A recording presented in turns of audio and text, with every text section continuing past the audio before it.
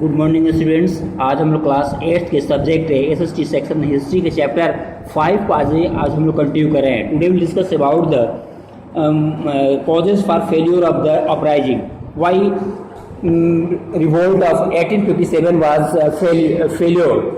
1857 की क्रांति विद्रोह जो है भारत में असफल क्यों रहा, क्यों अपनी पूरी तरह ये सफल नहीं हो पाया, इसके पीछे बहुत सारे कारण गिनाए जाते हैं। The revolt failed in spite of the effort taken by the सिपाही, द रीजन वाज प्लेंटी। बहुत सारे कारण थे इसमें गिनाए गए हैं, इसमें बहुत सारे कारण थे, इसमें हम देख सकते हैं the Indian leaders they are not well organised and trained. भारतीय जो भी नेता जो विद्रोह का नेतृत्व कर रहे थे उसी तरह से ऑर्गेनाइज संगठित नहीं थे और अच्छी तरह से ट्रेंड नहीं थे, ये सबसे बड़ी कमी थी। साथ ही साथ they did not have proper plan as the revolt started very soon before than they had planned.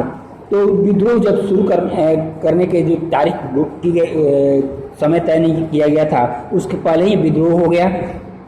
तीसरा कारण ये गिनाया जाता है they used outdated weapons. Many Indian rulers and nobles were loyal to the British like Nawab, Holkar, Sindhia, Rajput princes. जिस तरह देखा जाता है कि सबसे बड़ा एक कारण हम गिना सकते हैं इसमें कि अंग्रेजों के द्वारा जो सोफिस्टिकेटेड आर्म उपयोग किए जाते थे और भारतीयों के द्वारा वही पुराने तलवार भाले के द्वारा ये युद्ध विद्रोह में इन्होंने भाग लिया और उसी कारण ये हारे। मुख्य रूप से एक कारण ये भी है कि बहुत सारे ऐसे राजा थे, खास करके हैदराबाद के निजाम हो गए, होलकर हो गए, सिंधिया, राजपूत, बहुत सारे राजा जो अंग्रेजों को समर्थन कर रहे थे। तो इसके कारण भी 1857 का विद्रोह असफल रहा। और नेक्स्ट रीजन ये भी था कि बहुत सारे so many educated Indians remain loyal to the British. बहुत सारे पढ़े लिखे जो भारतीय थे अंग्रेजों के भक्त रहे और उन्होंने अंग्रेजों का समर्थन किया। इस कारण से 1857 की क्रांति असफल रही। Then now we discuss about the nature of the uprising. 1857 के विद्रोह का क्या स्वरूप क्या था। To underplay the importance of the uprising the British historian refer to as the sipahi immunity. विद्रोह को कम आंकने के लिए कि बहुत अंग्रेजी इतिहासकार जो थे उन्होंने इसको कहा कि बहुत से छोटा सिपाही विद्रोह था, कुछ सिपाही ने विद्रोह किया था और इसको कम करने की कोशिश की गई और ईस्ट इंडिया कंपनी के अंतर्गत जो सिपाही थे इन्होंने विद्रोह कर दिया था और कोई कारण नहीं था। मुख्य रूप से ये कुछ नाराज थे। उस समय एनफील्ड राइफल लागू की गई, सेना में दी गई थी और उसको ग्रीस जो कार्ट्रिज था, गोली थी, उसको काट कर दांत से काट करके भरना पड़ता था। इसके कारण कुछ भारतीय सैनिकों में असंतोष था, इसी कारण विद्रोह हुआ। But Indian historians discarded this view. और भारतीय इतिहासकारों ने इस विचारधारा को उन्होंने इसका विरोध किया क्योंकि the revolt was began as immunity by the sipahi but soon supported by the people from all section of the society.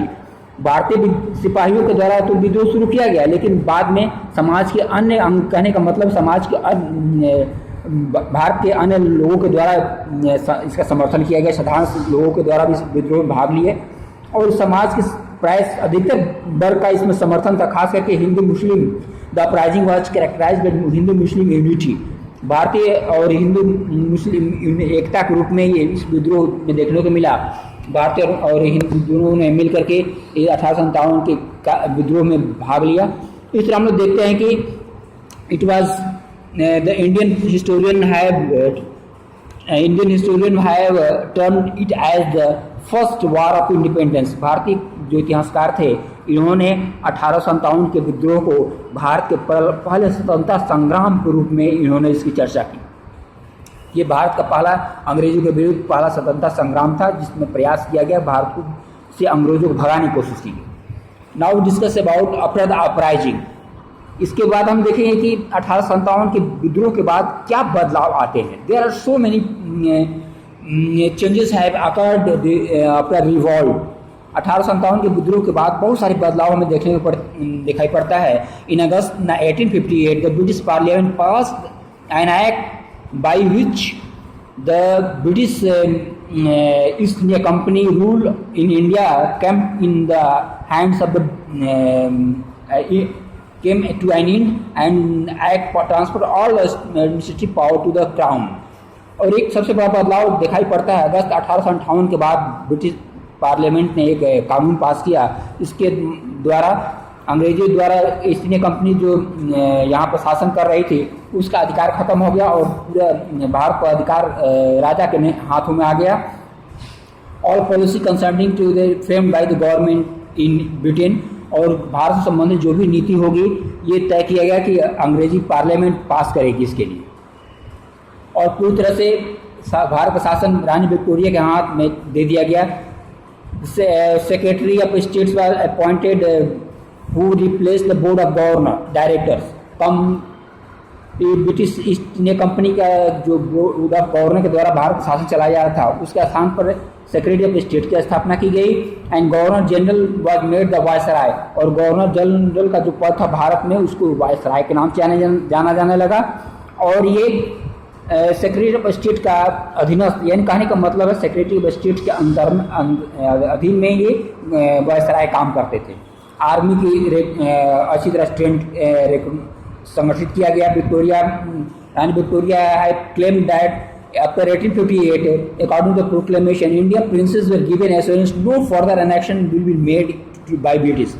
और रानी विक्टोरिया के द्वारा घोषणा की गई कि भारत के और जो प्रदेश हैं जिन पर राजा या राजकुमार शासन कर रहे हैं उनको अंग्रेजी राज्य में नहीं मिलाया जाएगा, और जो लोग भी विद्रोह में भाग लिए थे उनके विद्रोह अपराध को क्षमा कर दिया गया।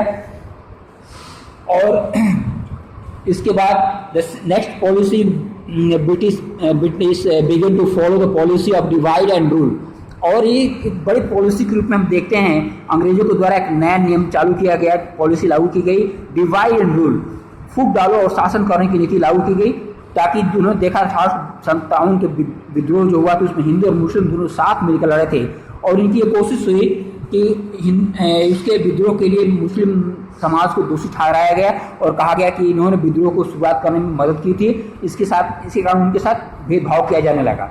यानी एक वर्ग को दूसरे वर्ग के विरुद्ध कैसे लड़ाया जाए ये कोशिश की गई ताकि एकता और यूनिटी की भावना न रहे। लेकिन the revolt of 1857 which was a memorable turning point in the history of India left mark through which was the successful but it brought people closer and paved the way of nationalism।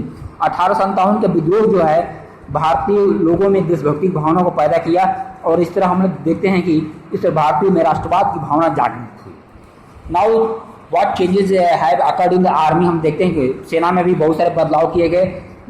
भारतीय सैनिकों के साथ साथ अब इसमें यूरोपीय अंग्रेज सैनिकों की संख्या बढ़ाई गई और मुख्य मुख्य जगहों पर अंग्रेज सैनिक नियुक्त किए गए ताकि विद्रोह को दबाया जा सके और इस तरह फिर विद्रोह की नौबत न आए। और इम्पोर्टेंट डिवीजन सच आए the artillery was totally in the hands of European troops.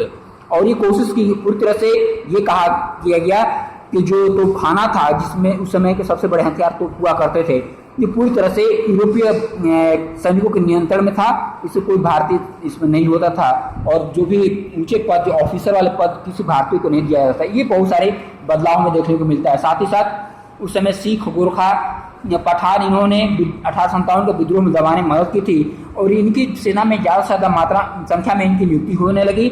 and the people of Awadh, Bihar and Central India which have taken part in the 1857 revolution revolt, they have been discarded। 1857 के विद्रोह में अवध, बिहार और central India के लोगों ने भाग लिया था। अब इनकी सेना में कम से कम नियुक्ति होती थी और अधिकतर स्थान किनको दिया जाता था, सिख, पठान और गोरखा लोगों को दिया जाता था। Thank you. ये हमारा वीडियो खत्म होता है। Thank you.